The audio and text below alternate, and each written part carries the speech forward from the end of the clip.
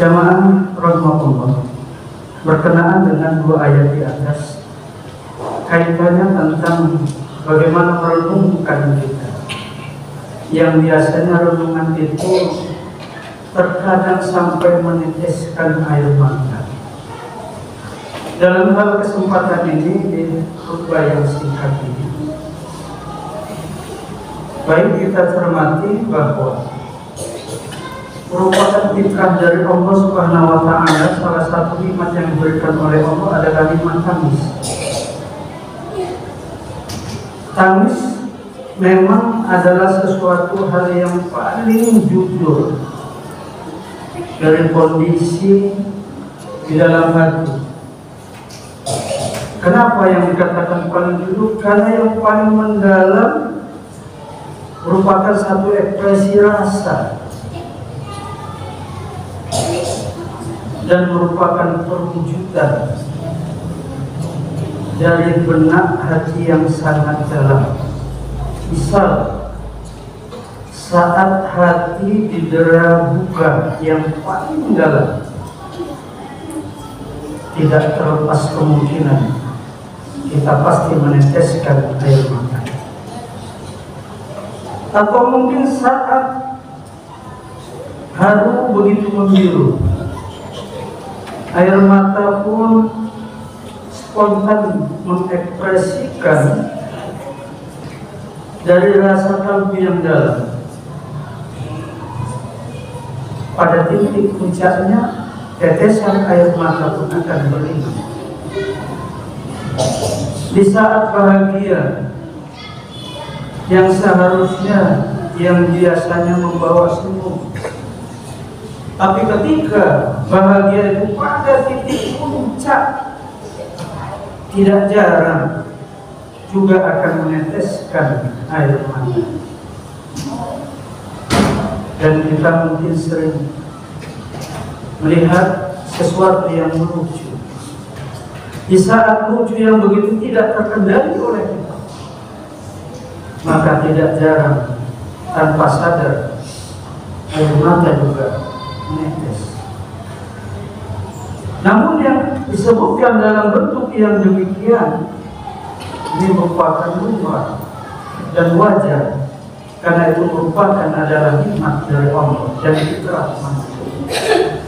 Namun di dalam syariat Islam ada satu air mata, ketika air mata itu dinilai oleh Rasulullah SAW, di mana seorang hamba, bagaimana yang diungkapkan tadi, dinukilkan di Al-Isra 1:9,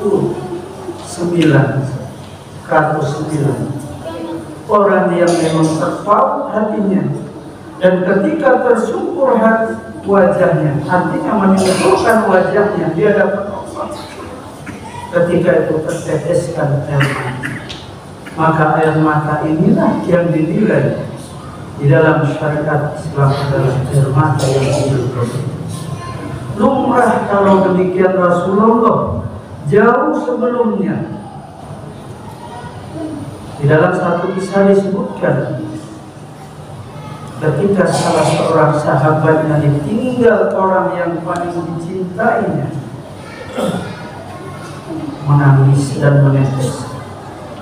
Rasulullah menyebutkan dari salah satu hadis yang diriwayatkan oleh Imam Tirmidzi, disebutkan qala Rasulullah sallallahu alaihi wasallam, ainani la tamassuhan nar, ainun bakat min khasyatillah, wa ainun bakat takhrusu fi sabilillah. Rasulullah memberikan apresiasi penghargaan bagi air mata. Ada dua tetesan linangan air mata yang dinilai dalam Islam. Yang pertama, tetesan air mata ketika air mata itu menetes dikarenakan khasyatillah, takut kepada Allah. Takut dalam arti mungkin dalam bentuk ancaman Allah. Bahkan yang paling disayangi oleh Rasulullah, takut ketika seorang hamba lalai alfa dalam menjalankan syariat tidak sepenuhnya sesuai dengan tapak.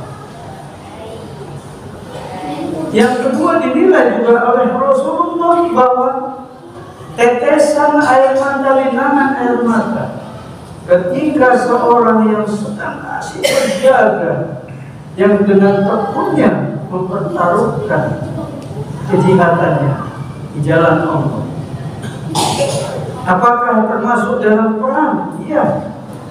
Ataukah termasuk kesungguhannya dalam mencari ridha Allah? Iya.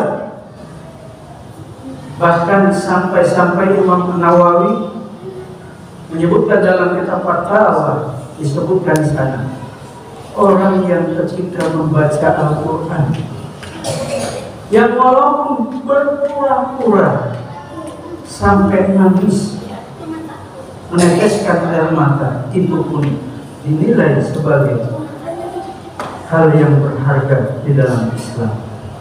Jamaah rahimakumullah, Imam Ibnu Qayyim al-Jauzi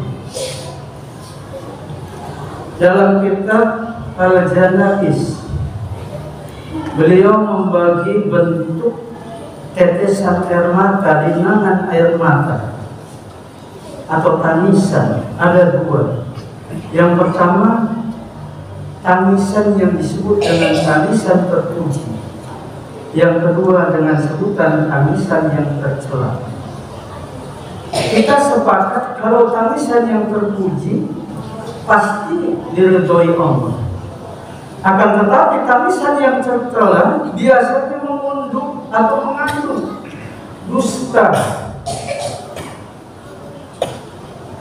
bahkan kebohongan, bahkan kebencian yang terkadang dibuat-buat sebagai sandiwara dalam ekspresi kehidupan.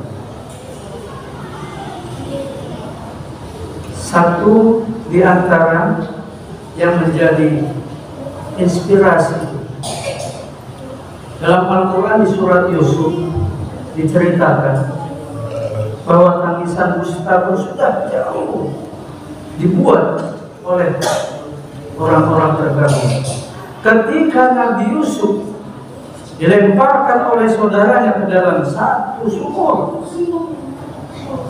kemudian para saudara-saudaranya pulang melaporkan kepada ayahandanya Nabi Yakub alaihissalam. Bahkan mereka kakak beradik membawa bukti yang dianggap otentik. Beliau membawa baju yang dipakai Yusuf yang telah dilumuri oleh lumuran darah. Tapi ketika menghadap kepada ayahandanya secara dramatisasi, saudara-saudara menangis dengan tangisan yang sedih. Tapi dalam hati seorang ayah ada tergerak. Begitu dilihat bukti yang dibawa adalah kontradiktif, tidak sesuai dengan yang sebenarnya. Karena di dalam hati Yakub alaihissalam dia bergumam, mana ada hewan memangsa mangsanya dengan melepas bajunya terlebih dahulu. Karena dilihat oleh ayahnya Nabi Yakub, baju yang ditunjukkan kepada beliau adalah tidak koyak sama sekali, memang berlumuran darah. Nah, tangisan yang mereka buat ini tangisan dusta. Jamaah rahimakumullah, bagaimana dengan realita kita yang saat ini?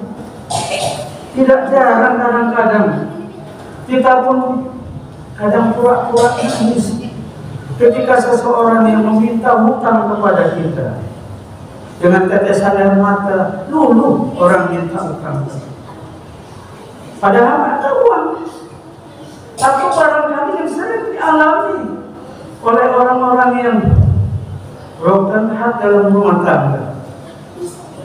Ketika suami atau istri yang selingkuh ketangkap, bahkan dengan dramatis menangis, mohon, minta maaf, padahal mungkin dalam hatinya tidak ada sedikit pun penyesalan perselingkuhan. Jamaah rahimahullah, inilah nilai-nilai tangisan yang disebut dengan tangisan Ustaz. Bahkan Imam Ibnu Qayyim di dalam kitab yang sama menyebutkan ada satu tangisan memang sangat dibenci. Beliau menyebutkan al-bakaul muqtasyar.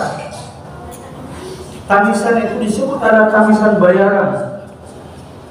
Bukan tidak banyak di antara kita ketika seseorang yang punya kedudukan tinggi mungkin mendapat kesusahan, maka untuk menimbulkan rasa yang begitu dramatis, maka dibayar orang-orang untuk turut menangis. Dan bahkan ketika idola yang dia idolakan, apakah idola dalam seorang pemimpin, idola seorang pujaan, tapi ketika melihat idolanya pura-pura meneteskan air mata, maka tangisan yang tercela dan dibenci oleh Islam. Jamaah rahimahullah, oleh karena itu mari kita cermat dan kita cerdik tentang hal masalah tangis. Memang air mata merupakan barang berharga kalau dia menetes dalam ridha Allah. Tapi sebaliknya air mata merupakan tanda busuknya hati seseorang ketika diteteskan dalam bentuk yang dibenci dan dimurkai oleh Allah. Mudah-mudahan kita satu saat nanti ketika hati kita terpaut kepada Allah, ketika itu tetesan air mata kita akan dimenangkan sejalan dengan apa yang disebutkan oleh Rasulullah. Dan mudah-mudahan dengan tetesan air mata ketika di akhir perjalanan itu kita nanti, itulah yang akan menepis data masuhanna, dua yang akan dipetiskan oleh api neraka ketika tetesan takut kepada Allah dan tetesan air mata yang kesungguhan di dalam mendapatkan ridha Allah. Amin ya rabbal alamin. Barakallahu li wa lakum fil Qur'anil karim wa nafa'ani wa iyyakum bima fihi minal ayati wa dzikril hakim. Aqulu qouli hadza wastaghfiruhu innahu huwal ghafurur rahim.